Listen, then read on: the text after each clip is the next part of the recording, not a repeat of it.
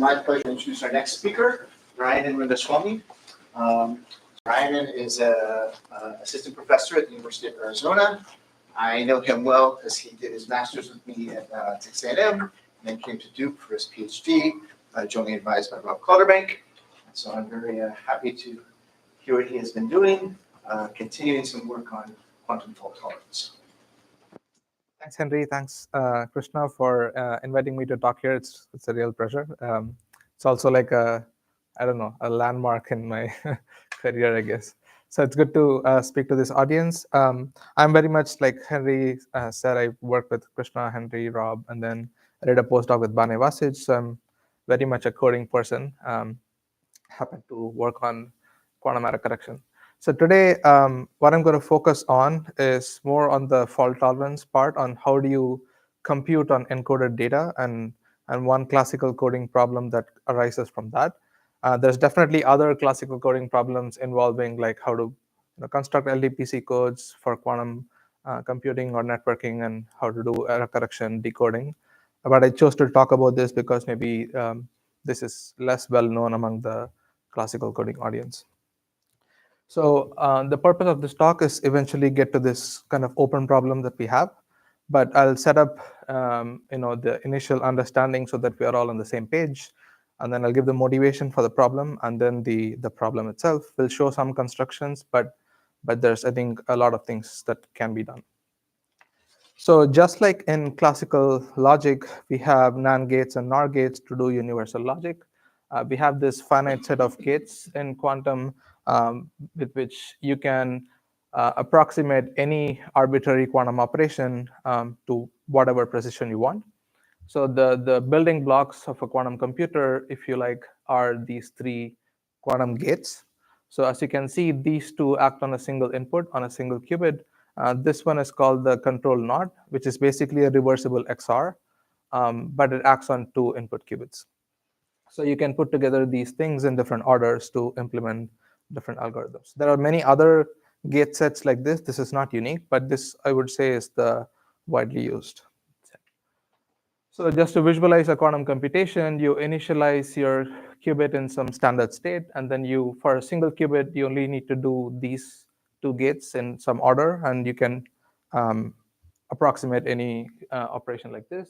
You will also measure the qubit at the end, which collapses it to a classical state. But for this talk, the measurement is not too important, so I'm not going to focus on that. Similarly, when you have more qubits, you get more interesting dynamics. So you can still do these single qubit things, but then you can also have these interacting gates. And typically, the noise model is that. So when you initialize these qubits, that initialization or state preparation, as it's called, is noisy. So it's a very pessimistic world. Everything is noisy. Yeah. So think of them as doing rotations on a complex plane. So the input qubit is basically a length 2 vector, which is normalized. And what these two do, they're just unitaries. So they're just 2 by 2. This H is the Hadamard, which we all know. And T is just a rotation about the z-axis. And then this control NOT is a reversible XOR. So these are simple to understand, but the details are not too essential for this talk. So yeah, so you have some noise model for preparing the state, and then when you apply each of these gates, there could be noise in that you pick up when you apply the operations. Or if a qubit is sitting idle, so for example, this qubit here is doing nothing when these two gates are acting on the other qubits. So there's also like an idling error. So all those are stochastic errors. And then when you have gates that interact qubits, errors on one qubit can flow to others.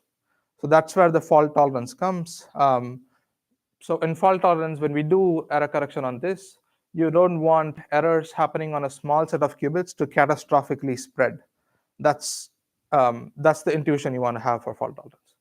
All right, so these are the kind of circuits we want to implement. But these are really the logical circuits, meaning that I have some qubits of information, and let's say I want to factor a large integer. I come up with a circuit to do that using Shar's algorithm, and it looks something like this, and that will get me to a final state, which I'll then measure. If it was an ideal world, I can just do these gates, but these are now noisy, so I need to take a longer path, which is why I encode into a larger vector space, which has some redundancy. And then I do some physical operations, which I have to certify are fault tolerant, meaning errors don't spread. And then eventually when I decode, hopefully if everything went well, I get back to the state I want. So you do this longer path. And so of course, error correction is important. So you have to detect and correct errors. I'll quickly talk about that in the next slide. But for this talk, I'm going to talk about how do you translate gates on the smaller number of qubits to fault-tolerant versions of them on the encoded state. Right? So this gate synthesis is as important as error correction. Stop me at any time if you have questions. For this talk in particular, so it turns out that on many codes, doing the Hadamard and this control node on the, so I'll call these the logical qubits. These are just like message bits classically. And then I'll call these code qubits or physical qubits. They're just like code bits. So it turns out that doing Hadamard and this control node on many codes on these qubits, this synthesis is a relatively easier problem. Whereas doing this T gate, which happens to be a so-called non-Clifford gate, is harder to do. And the open problem I'll talk about is a problem that arises out of trying to implement this gate. Okay, so is the model of computation and the big picture clear? Okay, so quickly, so how does error correction? Yeah. It's a resource theory. So yeah, so the details are not important. So we call this Hadamard and control node as part of this gate set called Clifford gates. They just satisfy some properties that make them kind of nice to work with. In fact, if your quantum computer can only implement this Hadamard and CNOT and cannot do these T, then you can efficiently simulate it classically. So somehow T is an essential ingredient to go beyond what you can do on a classical computer. So that's why we kind of highlight it as a non-Clifford. Okay, so quickly how error correction works is just so that you have this picture in mind. So I have some message bits or message qubits. I add some ancillary states. I encode them using these gates.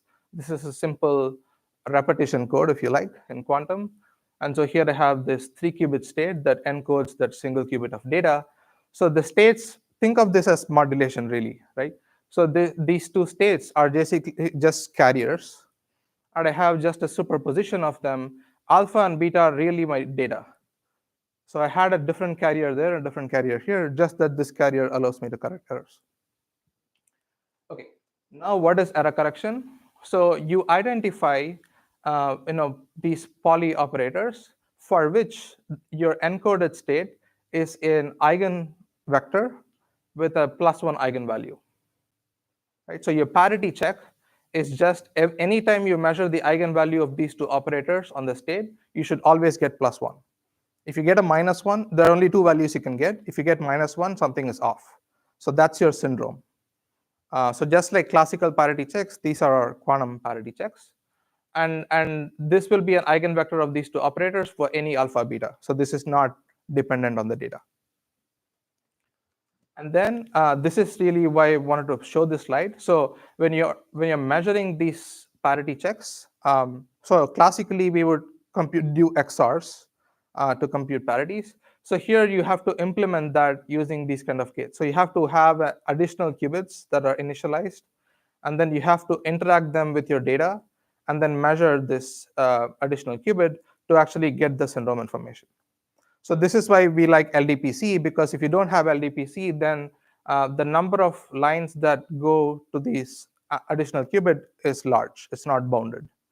And this is why LDPC is sort of very fundamentally important, because otherwise even this syndrome measurement or syndrome extraction procedure can be noisy, right? So even these gates are noisy.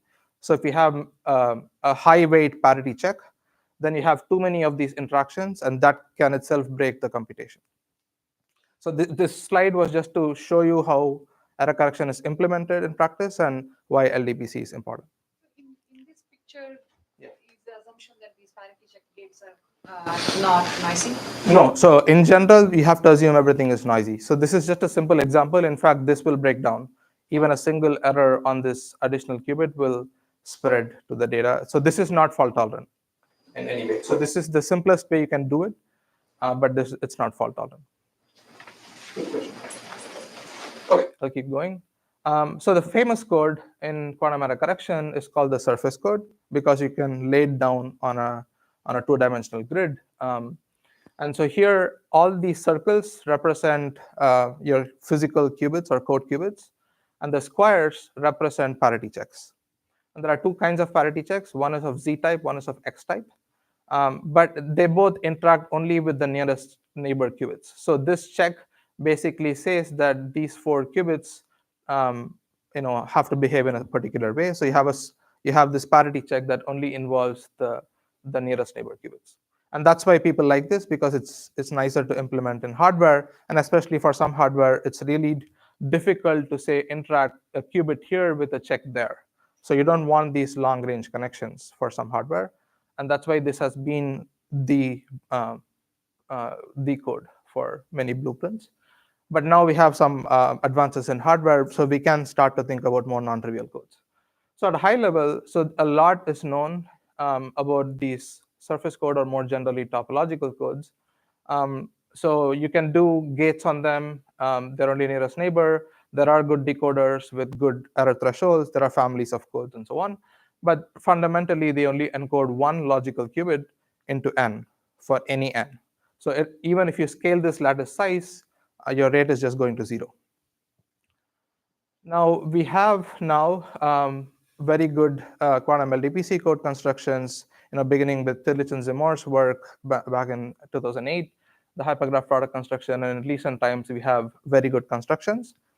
Now, there are other issues to work on, like decoding and other things, but what I want to focus on is that doing logical gates on these codes is relatively a new area, and so people are actively working on this, and that's where this talk connects. And so eventually, we want to show that you can implement a universal set of gates with only a constant overhead, meaning that as you scale the code size, your overhead is not growing.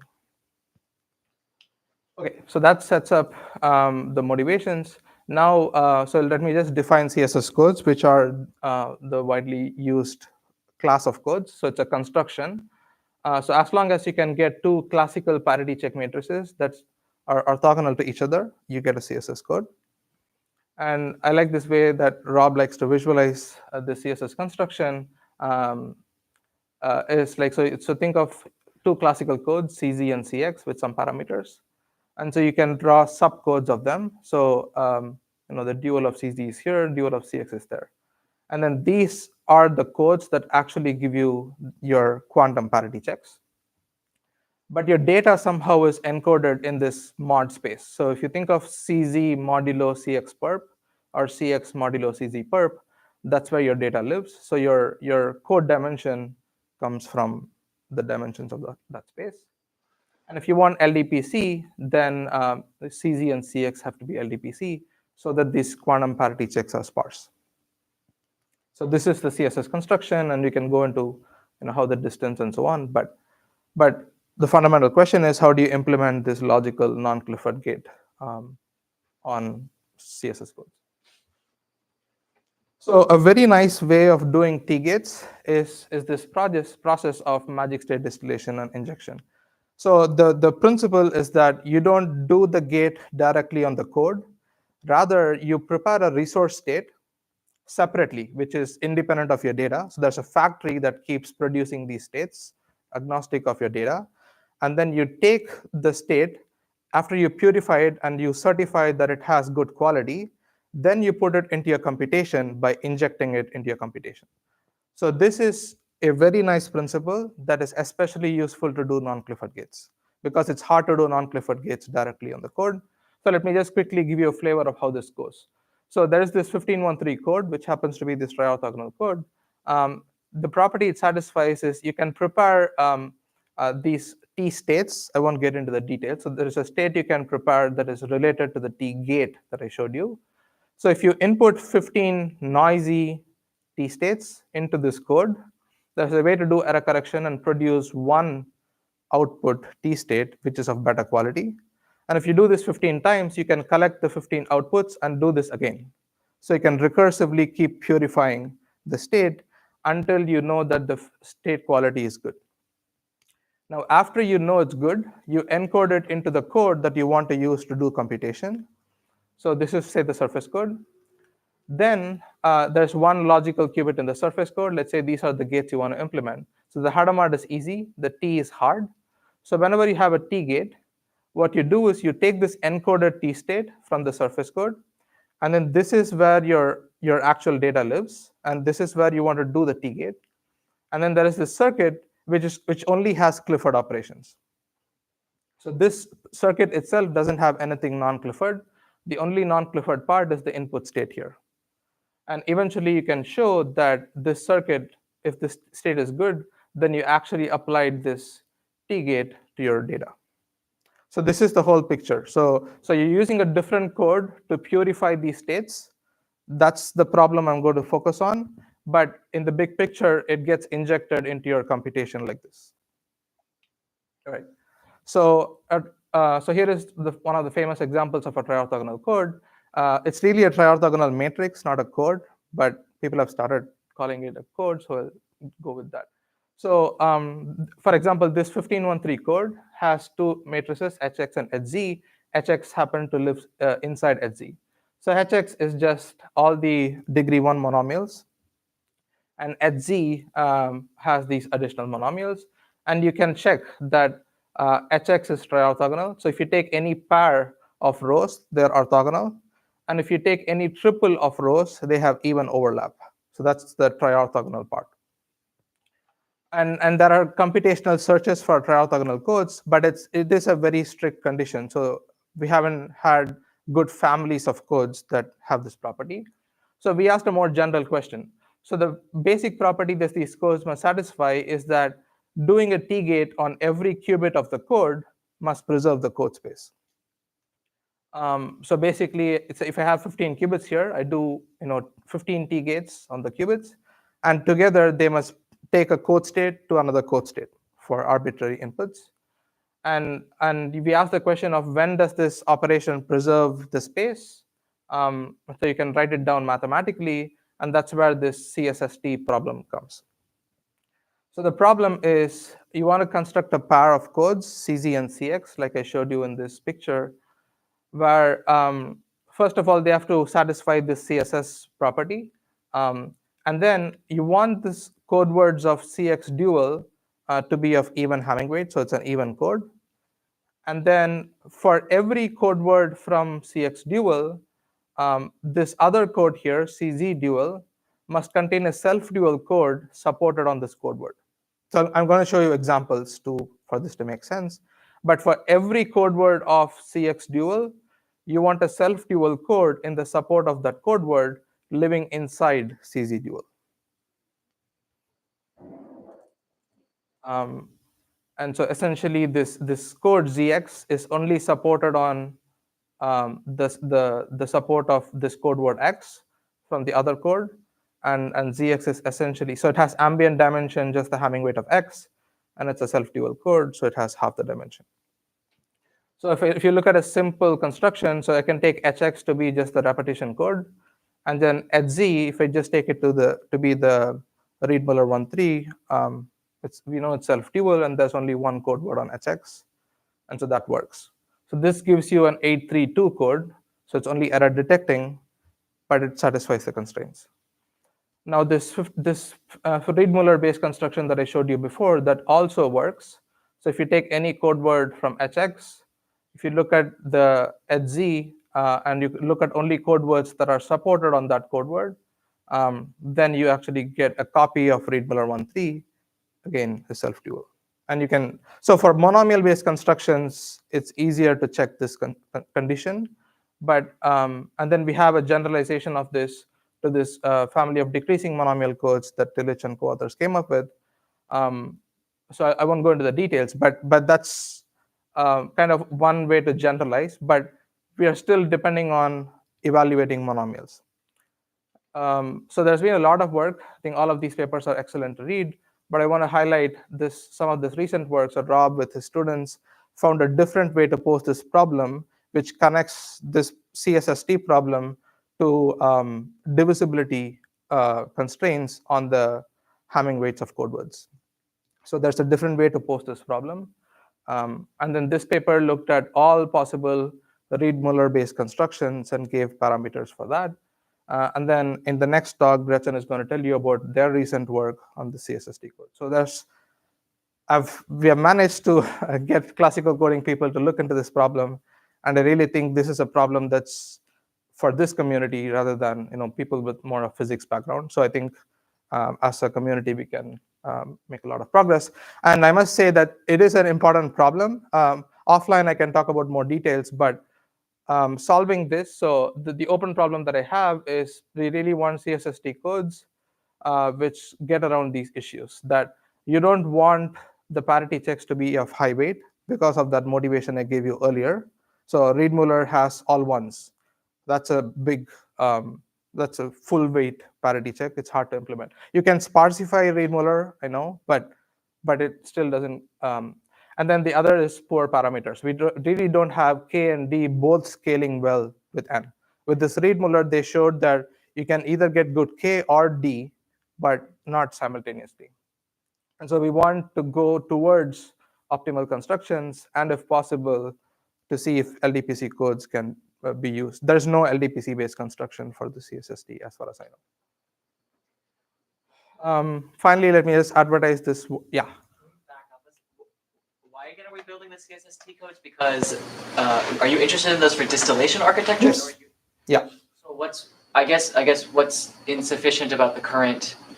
So right now, to my knowledge, I mean, there are other protocols, but a lot of these protocols work with triorthogonal codes, and there's distillation schemes based off of that. Now, we relax the constraint. A triorthogonal code, I didn't want to go into the detail, but for triorthogonal codes, if you do T gates on all the N qubits, you actually induce T gates on the K encoded qubits.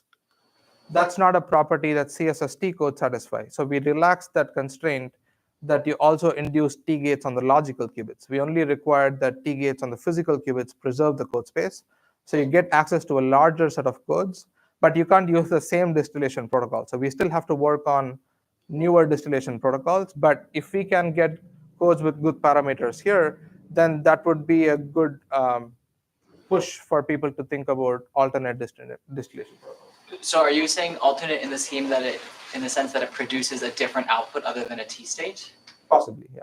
So then how does that compare to the existing literature on scintillation?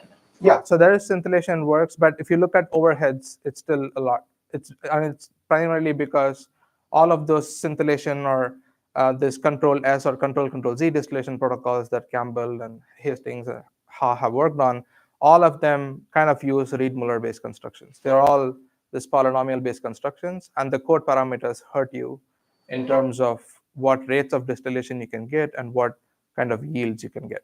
Do you feel, I'm sorry, this is going too long, but do you feel that you're going to be trading off with thresholds of the codes? Well, if I'm using a different code just for distillation, I'm not sure how much I care about thresholds. You care because the injection error rate will be hardware determined, right? Like that. Yeah, but the code you're using to inject is different. So the code you're using to compute is different. The code you're using for distillation is different. Yes. So I still care about thresholds of the code I'm using for computation. But for distillation, for example, people have actually been able to do pretty good work even with error detection, not with error correction. So, I mean, it is, I'm not saying it's a solved problem, but I'm not too sure that thresholds are as important for distillation as for the others. So your hope is that via like flag style checks on the initial injection procedure and using LDPC codes, right, or alternative codes, and you can have higher yields than the current 15-to-1 triorthogonal schemes? I'm not proposing to use flags in particular. I'm just saying that if you don't have a triorthogonal code, if you only have this kind of a CSST code, then your logical gates are more complicated, but you have to figure out a distillation protocol for that. And then you have to still inject those states into the code you're using for computation, the LDPC code that you're using. Yeah. And so I really think of this as two separate problems. Sure. We can talk more offline. Yeah. So we are organizing this quantum information. Oh, yeah, Lara. The slide you had LDPC me, and also you want me to scale this data of n. What do you, we comment a little bit on the decoding algorithm, and then why not that, let's see, I'm surpassing the 7 off. What would be then the significance of having large daemon versus Savire Yeah, that is more relevant to this translation? great question. So something that I'm hiding here is that so for this distillation protocol I showed you, there's a calculation of overhead, which is a function of n, k, and d. So I'm asking for, this might be too strong. So this k and d growing as theta n might be it might not even be necessary. But the reason I'm asking is not specifically for, from a iterative decoding perspective. It's because this overhead parameter that they have in that distillation paper has a parameter gamma such that the overhead is then like log to the power gamma of 1 over epsilon, where epsilon is your target error rate. Now that gamma, we would like it really to be a constant. So for the gamma to be constant, it turns out that these scalings are sufficient, but it might not be necessary. But of course, if you're using LDPC codes to do this, yeah, I think there are other decoders as well, but I think in recent times, definitely message passing with some kind of OSD or other post-processing that other people have worked on here are, I think, the main class of decoding algorithms. And in that case, minimum distance might not be as important. Thank you. All right, so we have this quantum information knowledge workshop. The focus for this first edition at ISIT this year is quantum error correction, fault tolerance, broadly speaking. We did close our paper submissions 2 days earlier, but we are extending submissions for posters for about 2 more weeks. So if you have work on this, the poster can just be an open problem. So it doesn't have to be a full-fledged result. You can present on open problems, or if you publish something elsewhere, also you're encouraged to submit a poster. And talk to me if you want to learn more. All right, thank you.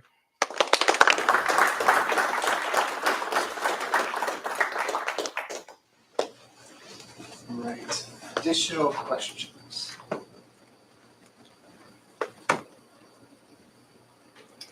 So I have a question. You mentioned that there's really no LDPC scheme that allows distillation. So that means that they just can't, it'd be hard to scale to large sizes, right? Because at link 15, what's the density when you're? Yeah.